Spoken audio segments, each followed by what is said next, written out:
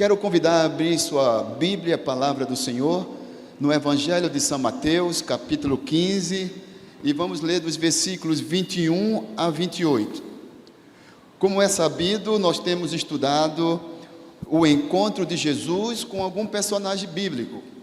Semana passada nós estudamos o encontro de Jesus com um personagem na cidade de Gádara. Na quarta-feira, no domingo, estudamos com a viúva de Naim, e hoje nós queremos mostrar as clarividências do encontro de Jesus com a mulher cananeia ou Ciro-fenícia, que está no texto mencionado, que é Mateus capítulo 15, versículo 21 a 28. Você que está em casa, eu quero dizer que você é muito bem-vindo e que você participe conosco e que você também possa tomar conhecimento dessas verdades. Diz assim a palavra do Senhor, conforme escreveu o evangelista Mateus, no capítulo 15, no versículo 21 até o versículo 28. Partindo Jesus dali, retirou-se para os lados de Tiro e Sidom. E eis que uma mulher cananeia, que viera daquelas regiões, clamava: Senhor, filho de Davi, tem compaixão de mim, minha filha está horrivelmente endemoniada. Ele, porém, não lhe respondeu palavra. E os seus discípulos, aproximando-se, rogaram-lhe: despede-a, pois vem clamando atrás de nós. Mas Jesus respondeu: não fui enviado senão as ovelhas perdidas da casa de Israel. Ela, porém, veio e o adorou, dizendo: Senhor, socorre-me. Então ele respondendo disse: não é bom tomar o pão dos filhos e lançá-los aos cachorrinhos. Ela, contudo, replicou: sim, Senhor, porém os cachorrinhos comem das migalhas que caem da mesa dos seus donos.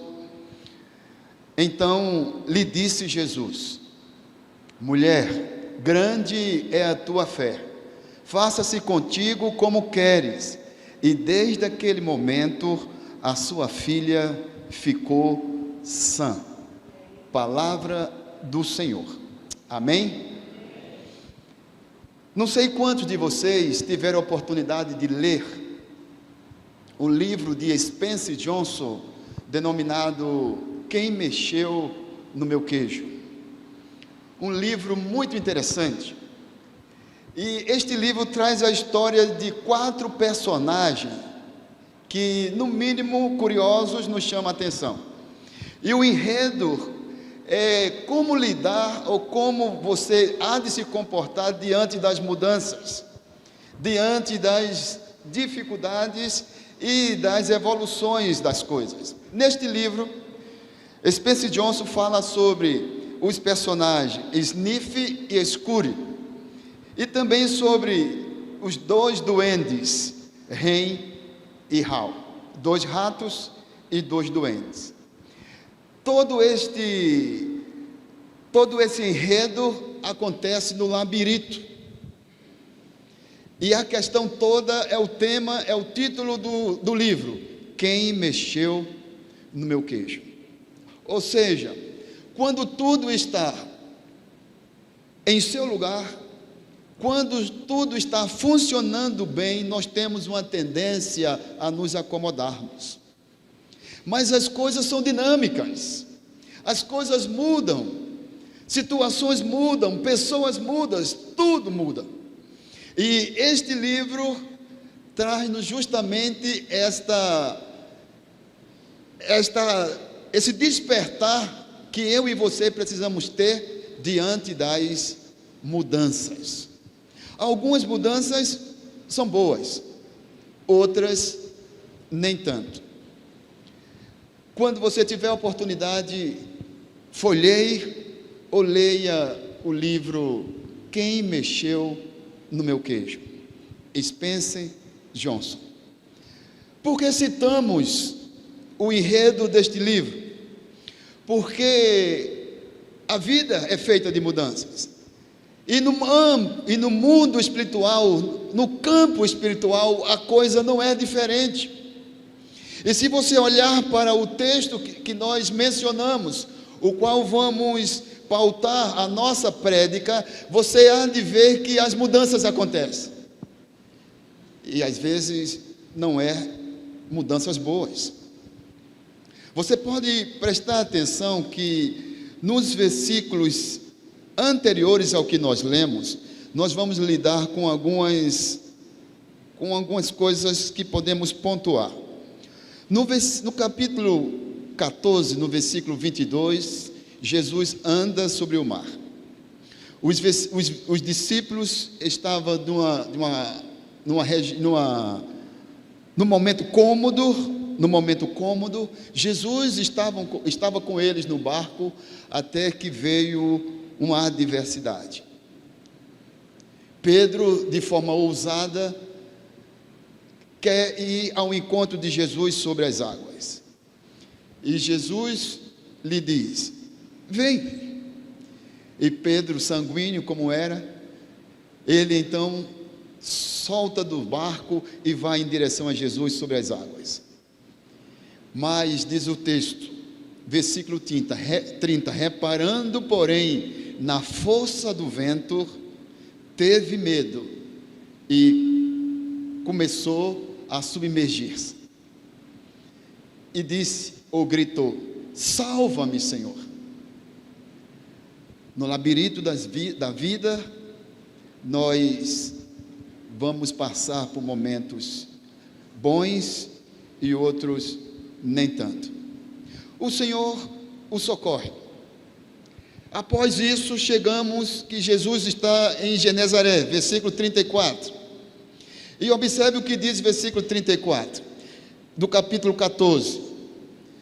Então, estando já no outro lado, chegaram à terra em Genezaré. Reconhecendo os homens daquela terra, mandaram avisar toda a circunvizinhança e trouxeram todos os enfermos.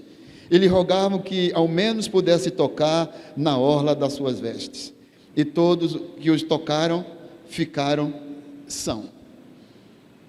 No labirinto da vida, nós somos surpreendidos por coisas agradáveis e outras nem tanto. Aqueles que estavam em Genezaré tiveram a graça de, no labirinto da sua vida, da dor, da enfermidade,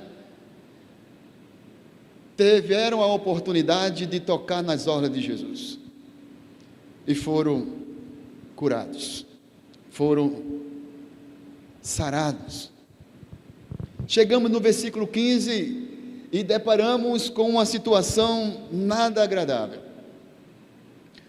Os fariseus e escribas começavam a questionar a ação de Jesus. E cada vez mais ficava incomunicáveis e insuportável a relação entre Jesus e os fariseus e os escribas. Jesus então resolve sair daquela região, saindo da Judéia, da região da Galileia, e vai para uma região que nós já conhecemos, chamada Decápolis, e ali ele vai ter esse encontro com esta mulher cananeia. O que nos chama a atenção é que Jesus não quer manter o confronto com os fariseus, nem com os escribas. Eles questionam a Jesus porque os seus discípulos comiam sem lavar as mãos. E Jesus chega a dizer: o que prejudica o homem não é o que entra, e sim o que sai. Os fariseus e os escribas, eles estão apegados ao ritual, estão apegados à lei, estão apegados à letra. Jesus, não querendo confrontá-los mais e querendo evitar o confronto, então ele atravessa e vai para outra região, 48 quilômetros da Judéia. E então chega no versículo 21, onde nós estamos começando o nosso texto. O encontro de Jesus com a mulher cananeia. A partir daí, então começamos a perceber as primeiras lições desse texto. O que é interessante pontuar nesse texto: quais lições podemos extrair? No versículo 22, 21 e 22, nós temos a primeira lição deste encontro: a universalidade da dor. Observe 21 e 22. Partindo Jesus dali, retirou-se para os lados de Tiro e Sidom. E eis que uma mulher cananeia, que viera daquelas regiões, clamava: Senhor, filho de Davi, tem compaixão de mim. Minha filha está horrivelmente endemoniada. Por que a universalidade da dor? Porque Satanás, conforme diz as Escrituras no Evangelho de João, ele veio para roubar, matar e destruir. Em todo lugar onde há uma pessoa, o diabo vai querer oprimi-la, o diabo vai querer escravizá-la, angustiá-la, atormentá-la, pressioná-la ou até mesmo levá-la à morte. A universalidade da dor, porque isso não acontece só lá em Decápolis ou Tiro e Sidom, não só na região Ciro-Fenícia, não só entre os gentios, mas acontece também entre os judeus.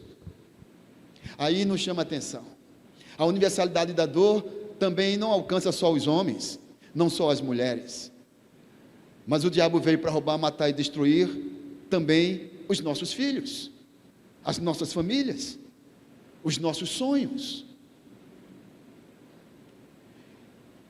E eu e você passamos a observar que, dentro dessa ideia da universalidade da dor, nós percebemos que o diabo veio destruir não só a família, não só o homem, não só a mulher, mas destruir os princípios, os valores. E cada um de nós, se não tivermos atento, nós corremos o risco de estarmos inseridos dentro desse universo. O texto é um pouco mais além e diz: eis que uma mulher que viera daquelas regiões clamava.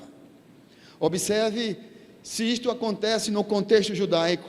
Uma mulher que às ruas grita por um homem que não é seu esposo, não é seu marido, não é seu parente,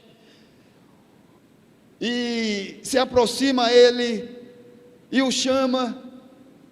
Esta mulher, dentro do contexto judaico, corre um grande risco de ser apedrejada.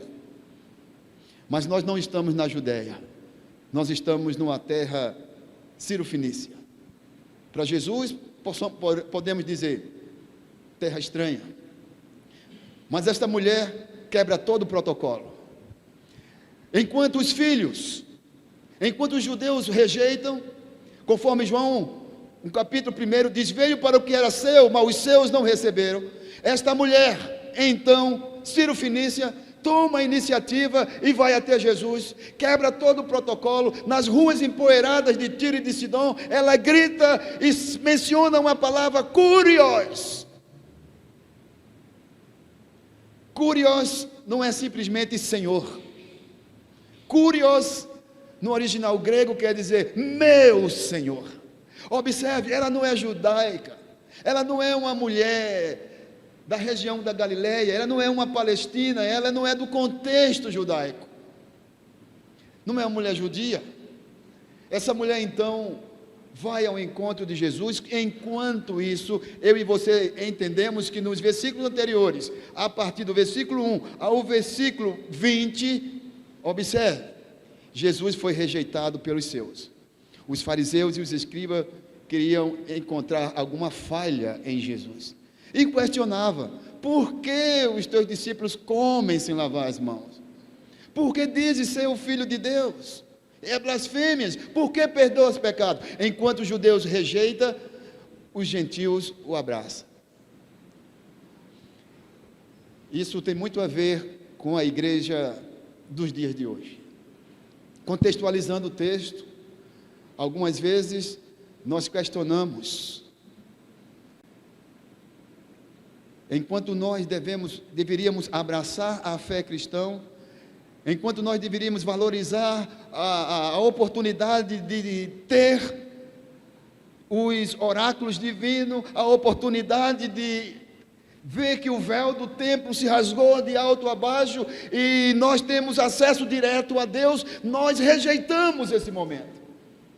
Enquanto o véu se rasga e eu e você temos a oportunidade de adentrar nos santos dos santos, que no passado, na linha veterotestamentária, era permitido uma vez por ano ao sumo sacerdote, agora com a morte de Jesus, o véu se abre e eu e você, através da oração, temos a liberdade de chegar. Mas nós não fazemos. Veio para o que era seu, mas os seus não receberam. Temos a oportunidade, conforme diz o texto de Hebreus 10, 25, que foi lido na leitura devocional, que nós não deveríamos deixar ou abandonar as nossas congregações, como é costume de alguns, mas insistimos em abandonar. E passamos a viver um novo termo, o qual é chamado de desigrejados. Mas veio para o que era seu, mas os seus não a receberam.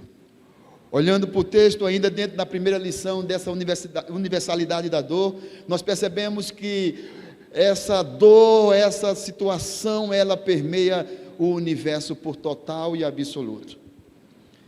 O diabo vai até a cidade de Tiro e de Sidom e oprime uma jovem. O texto diz que é uma menina. Não se diz que é um adolescente, não diz que é uma garota, não diz que é uma jovem adulta, diz que é uma menina, ou minha filha. Interessante que o diabo não está se importando quem ele oprime, ele quer oprimir. O texto continua no versículo 22, quando diz: Jesus clamava, Senhor, filho de Davi. Esse termo é um termo messiânico, e isso nos chama a atenção. Como uma mulher anônima, atormentada, perturbada, não pelo demônio, mas perturbada pela situação, pelos labirintos e surpresas da vida, tendo sua filha possessa, ela agora é pega nessa situação e ela tem o conhecimento de um termo messiânico. Jesus, ou simplesmente filho de Davi. Eu e você sabemos que só os judeus entendiam esses termos. Em João capítulo 1 nós temos alguns termos messiânicos: Messias, filho de Davi. João chama Jesus de o Cordeiro de Deus. Mas numa região sírio-fenícia, numa região não judaica, você encontra uma expressão como essa, no mínimo nos chama a atenção. Esta mulher chama Jesus de Escúrio, meu Senhor, e traz o termo messiânico, filho de Davi. Como se fosse pouco, o texto avança e esta mulher faz uma das maiores declarações da sua vida, como se Jesus não fosse onisciente. Diga-se de passagem que eu e você podemos ser pegos de surpresa. Jesus não foi. Jesus sabia desse encontro. Jesus sabia que ia encontrar esta mulher, sabia que sua filha estava possessa ou endemoniada. Dentro da sua divindade, da sua natureza divina, ele então sabe que aquela mulher está naquela situação e sua filha também. E observe que o texto vai um pouco adiante e essa mulher usa um termo na sua declaração que no mínimo é curioso. Ela diz, minha filha está horrivelmente. Eu me limito a não entender e não querer entender o que é horrivelmente. Talvez seja sinônimo de terrivelmente. Para mim e você talvez soe com leveza esta palavra horrivelmente. Mas quando você tem um parente possesso, talvez as palavras não tenham um sentido de leveza para você, como tem para quem viveu essa situação. Minha filha está horrivelmente endemoniada. Se ela usasse o termo, minha filha está endemoniada, talvez eu e você pudesse entender que fosse uma possessão leve, isto é, se há possessão leve. Mas quando ela usa o termo na sua declaração, minha filha está horrivelmente endemoniada, você pode desenhar um quadro. Talvez essa menina tivesse na mesma situação do que o homem possesso lá de Gádara. Talvez aquela menina ela fosse conceituada como lunática. Talvez com uma força sobrenatural. Imagine um adolescente ou uma jovem andando despida, correndo pelas ruas da cidade de Tiro e Sidom, aquelas cidades empoeiradas, e o pai, a mãe e toda a família vendo aquele quadro. Você consegue imaginar isso? A minha filha está horrivelmente endemoniada. Para que eu e você possamos entender um pouco melhor esta situação. Imagine, semana passada, me permita o exemplo, eu estava chegando de Santa Leopoldina, fui fazer uma visita a uma família. Quando chego no portão da minha casa, antes mesmo de abrir o portão, chega um vizinho que se aproxima a mim, com um semblante meio atordoado, e cheirando a álcool e outras substâncias químicas.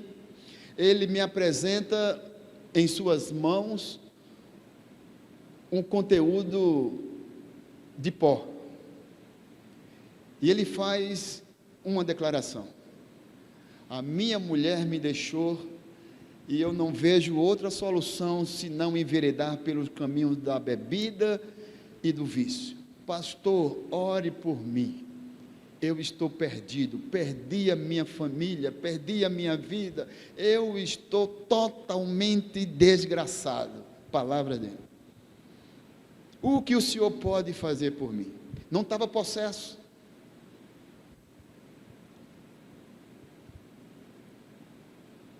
Quando a coisa é mais perto de você, você consegue entender o que é o termo horrivelmente endemoniada. Mas para muitos, uma pessoa endemoniada talvez só se veja no filme O Exorcista. Talvez, isso é um filme que é da nossa época, não, França? O filme Exorcista é um filme de 1980, 1970, e talvez nem passe mais filmes como esse, não sei. Mas ao certo é que esta geração talvez não conheça tão bem o estado de uma pessoa possessa, não conheça tão bem o estado de uma pessoa dependente química, que faz uso de todo tipo de drogas, que não tem nem noção do nome, e nem mesmo de onde mora e quem são os seus pais, e é um total dependente. Mas quem trabalha com isso, a Beth, por exemplo, que trabalha no hospital, pode nos dar exemplos contundentes da situação deplorável de uma pessoa que vive nesta situação. Aqueles que são militares, que estão aqui, e aqueles que nos acompanham pela mídia, têm contato constante com pessoas nessa situação. E sabe do que falamos? E olha, estamos falando de drogas químicas, não de possessão demoníaca, que às vezes se misturam, onde às vezes não conseguimos nem distinguir o que é o drogado e o que é o endemoniado. Esta era a situação desta garota, e a mãe, por tabela, estava perturbada, mas ela toma uma direção certa, ela clama à pessoa certa, da mesma forma que Pedro, no capítulo 14, do versículo 21 a 32, fala para Jesus: Senhor, socorre-me. Esta mulher também vai na direção certa. Essa é a segunda lição do nosso texto, no segundo ponto da nossa fala. Não só a universalidade da dor, mas também eu e você temos a oportunidade de sermos encontrados com Jesus, e ao sermos encontrados com Jesus, precisamos abrir o nosso coração. Esta mulher abre o seu coração. É óbvio que há oração e orações, há declaração e declarações. O publicano, em sua oração, dizia, não ousava olhar ao céu, mas batia ao peito e dizia, sê propício a mim, pecador.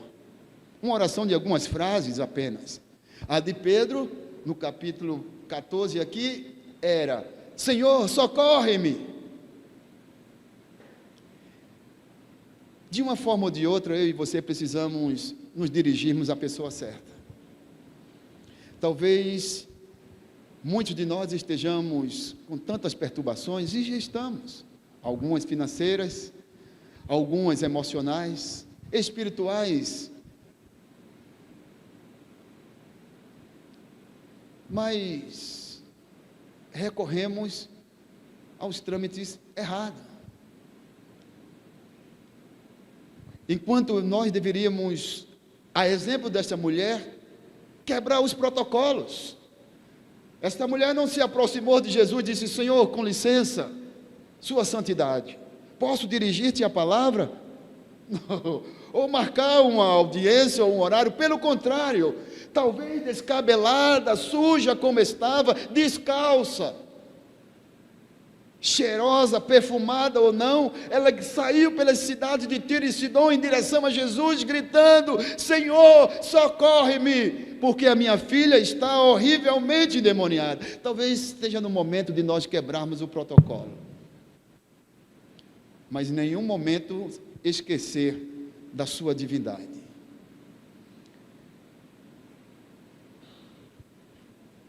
A terceira lição está no versículo 23, que diz assim, ele, porém, não lhe respondeu palavra. E os seus discípulos, aproximando, rogaram-lhe, despede-a, pois vem clamando atrás de nós. Aqui cabe duas colocações. É importante você ver que o versículo diz o seguinte, ele, porém, não respondeu palavra. Qual é o pior? Analise você mesmo, o não ou o silêncio?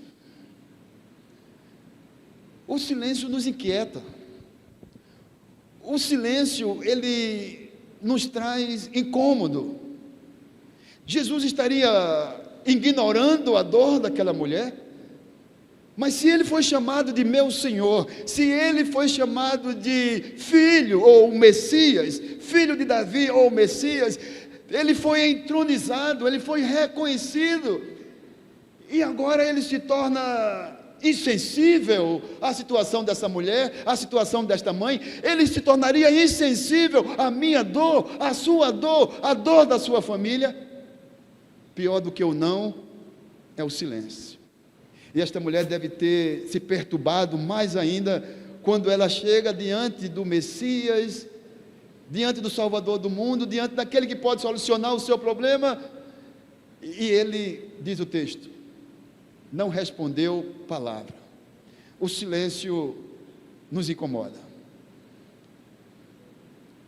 Imagine um filho chegando para o pai e diz assim, pai, eu estou precisando sanar essa e essa situação, o que é que o senhor me diz? Ele calado estava, calado permanece, dá as costas e sai. Aí o filho fica terrivelmente irado. Me ignorou. Não há coisa pior do que ser ignorado. Antes Jesus tivesse dito não. Antes Jesus tivesse dito sim. Mas diz o texto que Jesus não proferiu palavras, não respondeu. E aquela mulher deve ter entrado em choque. Mas o texto permanece, o texto continua e diz assim, no versículo 23, e os seus discípulos, aproximando, rogaram, despede-a, pois vem clamando atrás de nós. Essa segunda colocação é bem importante, porque alguns comentaristas dizem assim, quando os discípulos dizem, despede-a, dá a entender que eles estão dizendo assim, Ignora essa mulher, Senhor, e vamos seguir nosso caminho, porque afinal de contas nós queremos passar por esta cidade sem sermos percebidos. Não queremos gerar um tumulto, porque se as pessoas sabem, se Jesus, o filho de Davi, o Messias, o profeta, o Filho de Deus está aqui, Senhor, vai ser o maior rebuliço. Então vamos passar caladinho, não atenda essa mulher. Alguns comentaristas trazem essa pontuação. Outros, porém, dizem assim: na verdade, sabe o que é que os discípulos estão dizendo? Senhor, atenda essa mulher. O que custa, Senhor? Tu só vai dar uma palavra, como fizeste com o servo do centurião. Só uma palavra, Senhor, como tu fizeste com tantos outros. Eu sou daqueles que aceitam a segunda colocação. Nem os discípulos, nem Jesus ignorou a dor daquela mulher.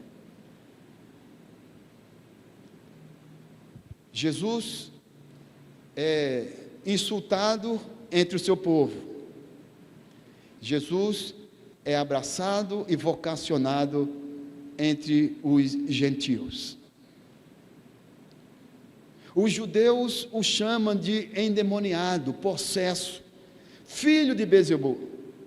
Os gentios dizem: levantou-se um profeta entre nós, e passamos a ver a glória de Deus. Enquanto os judeus os rejeitam, os gentios os abraçam. Observe que, insistindo com Deus, chegamos à conclusão que verdadeiramente os discípulos estavam dizendo: Senhor, acude, atende a dor desta mulher. E Jesus, ao calar, ele não ignora. Jesus, ao calar, ele reflete. E na sua reflexão, ele então abre um diálogo, versículo 24. E no versículo 24 é que eu digo para você, com a terceira lição: prepare-se para o confronto. Olha o que diz dentro do encontro com Jesus. Prepare-se para o confronto. Versículo 24. Mas Jesus respondeu: não fui enviado senão às ovelhas perdidas da casa de Israel. Se esta mulher, eu abro parênteses aqui, se esta mulher soubera que Jesus tinha sido rejeitado nos versículos anteriores, questionados pelos escribas e fariseus e rejeitado pelo seu próprio povo, ela respondia de forma diferenciada, porque o próprio Jesus tinha consciência do seu ministério. E ele repete: eu vim para ovelhas perdidas da casa de Israel. Ou seja, João já nos diz isso, veio para o que era seu. Ele veio para os judeus. Nós, como foi dito aqui também, fomos enxertados nessa boa oliveira.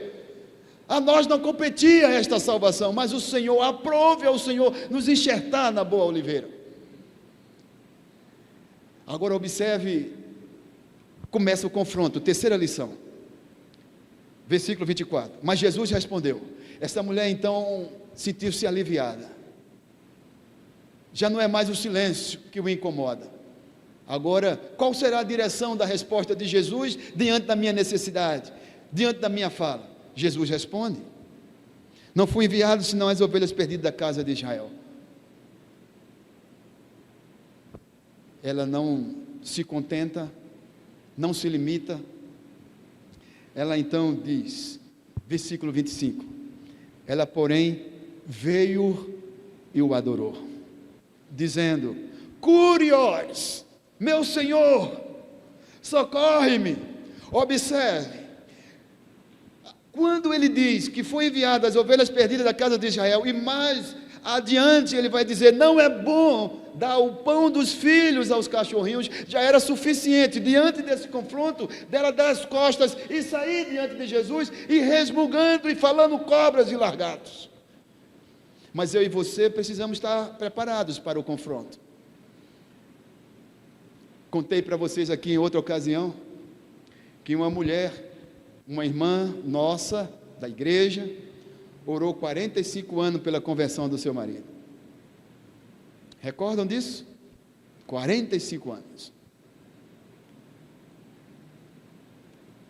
Muitos de nós, nos primeiros anos, já tinham desistido. Mas ela orou 45 anos.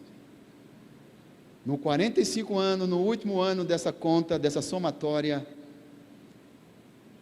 ele se converte nos braços dela. O que isso significa para mim e você? Os confrontos hão de vir, mas esteja preparada para os confrontos. Porque a resposta de Jesus pode ser sim, pode ser não, e também pode ser espere.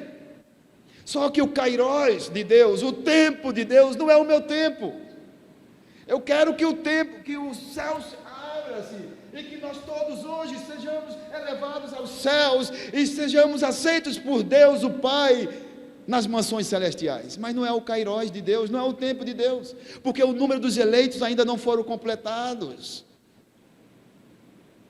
Quantas vezes nós já ouvimos, Maranata, a hora vem, e Jesus ainda não veio? Calma. E eu e você sabemos que quando se completar o número dos eleitos, é que os céus hão de se abrir.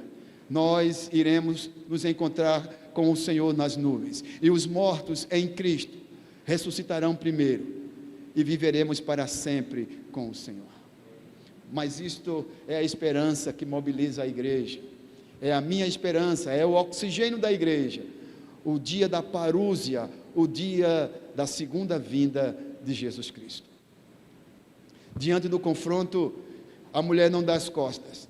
Diante do silêncio, ela não o abomina. Ela então o adora. Observe que diz o texto: veio e o adorou. A expressão adorou aqui talvez seja prostrar-se. Ela, porém, veio e o adorou, dizendo: Senhor, socorre-me. Ela não diz cobras e largados. Ela não ignora o senhorio de Jesus, pelo contrário, ela se desfaz de si mesmo e o reveste a ele de majestade, de divindade, porque ela o adora. Ela percebe que está diante de um ser sobrenatural, não é uma pessoa comum. Provavelmente a sua vida era uma vida amargurada, triste. Ela já tinha vivido momentos muito difíceis. Diante daquele confronto, não era nada. Então o que ela faz? Ela se prostra, ou ela se encurva, ou ela estende a mão, ou ela abre os braços. Simplesmente ela o adora e diz: eu não vou desistir, socorre-me. Amém, irmãos? Temos a quarta e última lição que quero deixar para vocês nessa noite. Começamos com a universalidade da dor. A dor em todos os lugares, em todos os países, em todas as casas, em todos os becos, em todas as vielas, em todos os corredores. Pessoas maltratando pessoas, pessoas possessas, pessoas viciadas de todas as formas e maneiras. Mas a graça também está em todos os lugares. Por isso Paulo falava de forma tão clara: a tua graça me basta. E onde a gente vê esta graça? Observe nos versículos posteriores. Então diz, replicou: sim, Senhor, porém os cachorrinhos comem das migalhas que caem da mesa dos seus donos. Então lhe disse Jesus: mulher, grande é a tua fé, faça contigo como queres. E desde aquele momento a sua filha ficou sã. Diante do silêncio, diante do não, diante do espere, diante do agora não desespere, espera em Deus, tenha calma. Esta mulher teve artifício suficiente para blasfemar, mas ela não faz, ela o adora, ela grita: socorre-me. Ele vem ao seu encontro e diz: não é bom, mulher, eu tirar o pão dos filhos e dar àqueles que não são filhos. É essa a expressão do texto: tirar o pão dos filhos e dar aos cachorrinhos. Essa é a essência do texto. O que o escritor está querendo dizer é: filha, não é bom eu tirar o pão dos judeus, porque eu vim para os judeus, eu vim para as ovelhas perdidas da casa de Israel. Não é bom eu deixar de atendê-los para atender a você. Aí ela diz assim: mas Senhor, nós também os gentios precisamos da tua graça. Nós também os gentios precisamos de salvação. Nós também, que não somos filhos de Abraão, precisamos da graça salvífica, precisamos dos cuidados divinos, precisamos da tua ajuda, do teu socorro. Socorre-me, Senhor. Ela quebra todos os protocolos. Ela não aceita simplesmente ser confrontada por não ser filha do concerto eterno, por não ser filha de Abraão, por não ter sangue abraâmico ou davídico na sua veia. Ela não se conforma e ela diz assim: Senhor, socorre-me, ajuda-me. Às vezes eu e você, como igreja contemporânea, nós passamos a ver alguns fatos na mídia, coisa de todo tipo de natureza, seja violência, seja estupro, seja morte, e entra em nós uma raiva. O que Jesus faria diante disso? Eu me lembro de João capítulo 8. Filha, ninguém te condenou? Eu também não te condeno. Vai em paz e não peques mais. Lembra de João 8? A situação da mulher adúltera? Eu e você estamos cheios de indignação, a exemplo dos fariseus e daqueles que ali estavam com as pedras na mão, a ponto de apedrejá-las pelo erro. Diga-se de passagem que provavelmente o adúltero estava ali, entre a turba. Mas Jesus pergunta: filha, ninguém te condenou? Ela diz: não, Senhor, ninguém. Ele teria autoridade para condená-la, mas ele não condena. Ele diz: eu também não te condeno. Vai em paz e não peques mais. A igreja contemporânea precisa entender a dimensão da graça.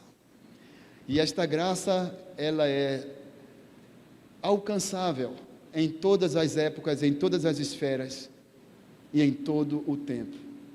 Maior do que a desgraça é a graça. Esta mulher estava vivendo uma desgraça, mas a graça superou a desgraça.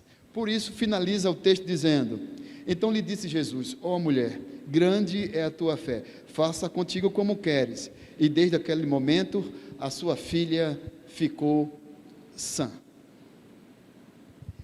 Não é uma mulher judia, não é uma mulher que tinha sangue abraâmico ou davídico.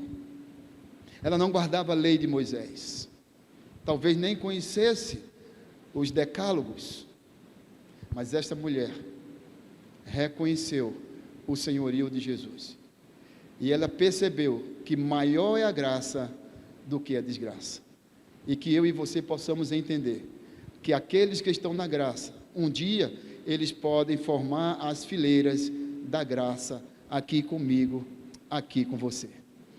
Esta é a palavra que Deus pediu para eu dividir com você. O encontro de Jesus com a mulher cananeia.